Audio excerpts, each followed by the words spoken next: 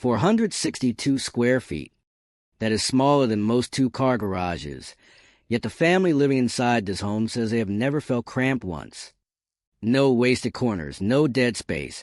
Every single inch pulling double duty.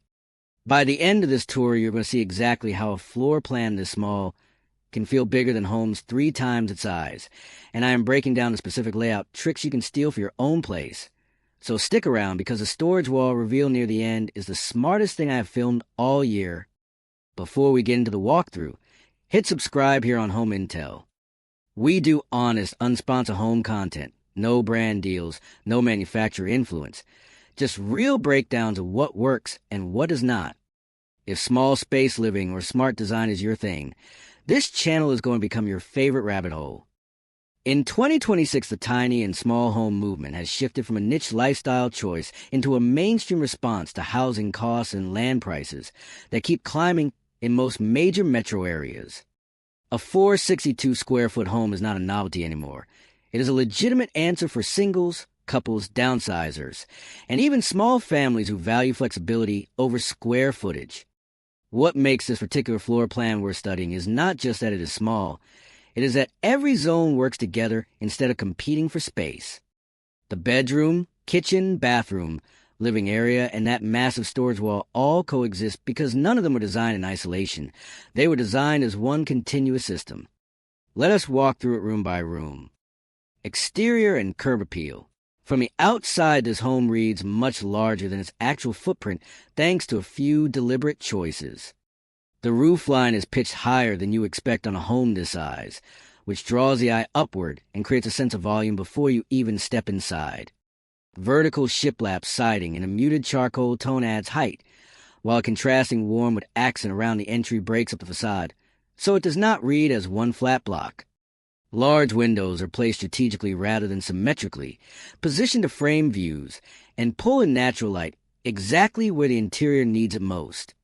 A small covered porch extends a usable footprint outdoors without adding a single square foot to the interior square footage, which is one of the oldest and smartest tricks in small home design. Entry and layout philosophy. Walking to the front door, the first thing you notice is that there is no wasted entryway. Many small homes make the mistake of carving out a dedicated foyer that eats precious square footage for a space that only gets used for a few seconds a day. Here, the entry flows directly into the main living area, with a slim built-in bench and hook wall, doing the job a full mudroom would do in a larger house. The layout follows an open concept core with defined zones instead of walls, using ceiling height changes, flooring transitions, and lighting to separate the kitchen, living, and dining areas without a single interior partition.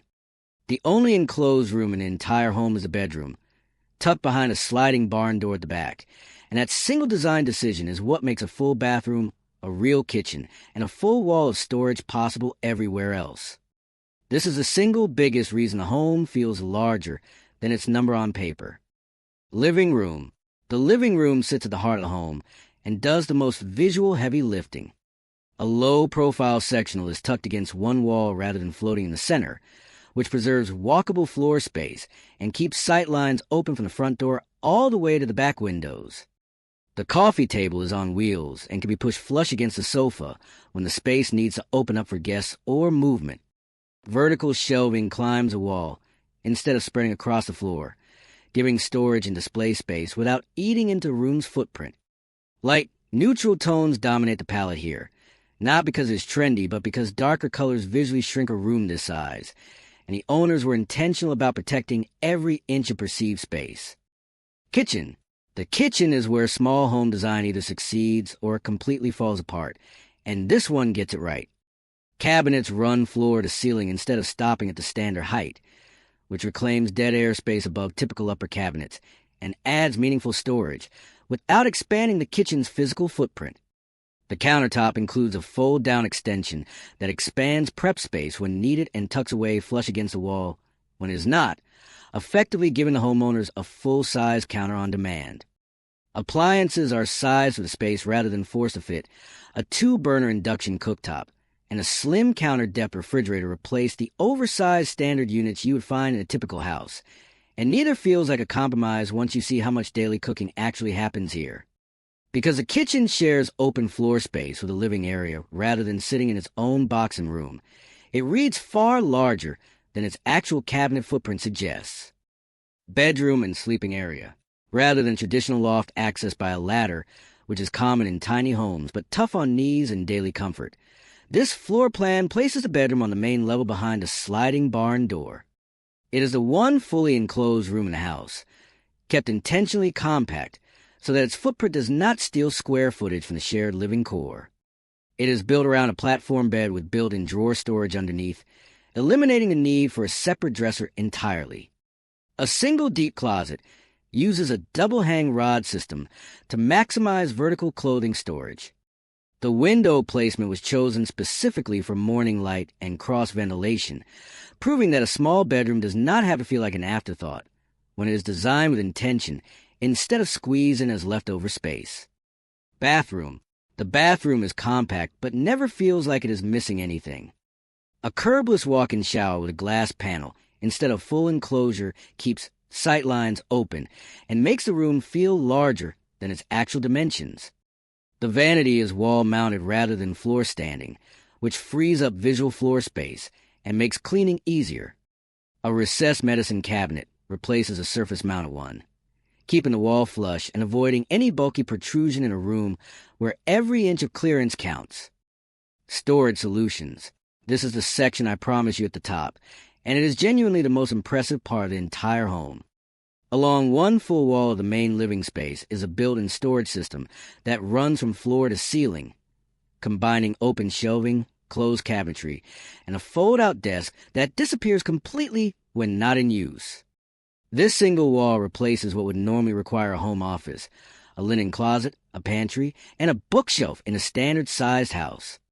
Every storage solution in this home follows the same rule. If it is not being used at that exact moment, it needs to be able to disappear, fold away, or blend into the wall. That discipline is really the secret ingredient behind why 462 square feet feels livable instead of restrictive. Outdoor living. Because the interior square footage is so limited, the home leans heavily on its outdoor spaces to extend daily living. The covered porch mentioned earlier functions as a second living room for most of the year, furnished with small weatherproof seating set. A compact deck off the side of the home hosts a two-person dining setup, essentially adding an outdoor dining room that costs a fraction of what expanding the interior square footage would require. In 2026, this indoor-outdoor flow has become one of the defining features separating small homes that feel genuinely comfortable from ones that feel like a compromise. Cost breakdown. Small home construction costs vary significantly based on region, finishes, and whether the home is built on a foundation or on a trailer chassis. So treat any number as a starting point rather than a universal figure. Homes in this size range with mid-tier finishes typically land in a wide cost band once land. Utilities, hookups, permitting, and site work are factored in, and that band shifts a lot depending on local labor costs and material pricing in 2026. What consistently drives the price more than square footage is a level of custom built-in work, since every fold-away desk and floor to ceiling cabinet system is essentially custom carpentry rather than a stock installation. Lessons for tiny living. If you are considering a small home for yourself, the biggest takeaway from this tour is not any single design trick. It is the underlying philosophy. Every piece of furniture and every storage solution in this home had to justify its existence by doing more than one job. A bench that stores shoes and seats guests. A coffee table that disappears when the room needs to open up. A countertop that expands and retracts on demand. That mindset is what actually makes small space living work, not just clever gadgets, but a willingness to design around how the space is actually used day to day instead of copying a floor plan built for a much larger home. So that is a full 462 square foot tour, and hopefully you walked away with a few ideas you can actually use. Whether you are downsizing, building a tiny home of your own, or just trying to make better use of the square footage you already have. If you enjoyed this walkthrough, make sure you are subscribed to Home Intel for more honest, no sponsor home content every week. Drop a comment and let me know which room in this home surprised you the most. I read every single one. Thanks for watching, and I will see you in the next video.